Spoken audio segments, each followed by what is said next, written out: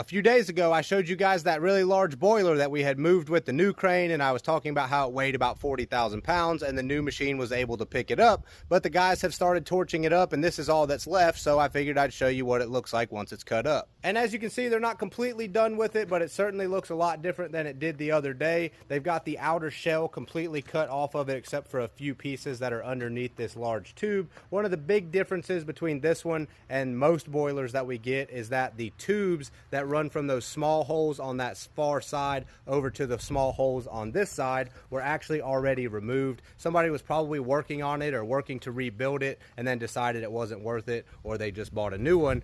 But basically they're just torching this thing up as they go, and as long as they're cutting it into 3-foot or less sections, then it's prepared and ready to go to the steel mill. But you can see some of these pieces that they cut, like this large corner piece, is not quite down below 3 feet, so they'll have to cut this one in half again. And you can see what's left of the outer shell underneath the big main tube. Basically, they're just cutting it down into small pieces as they go. And like most things when you're torching, you got to be extremely careful not to cut something off that could fall towards you. And you can see as they were cutting these small pieces, they were falling down inside the boiler.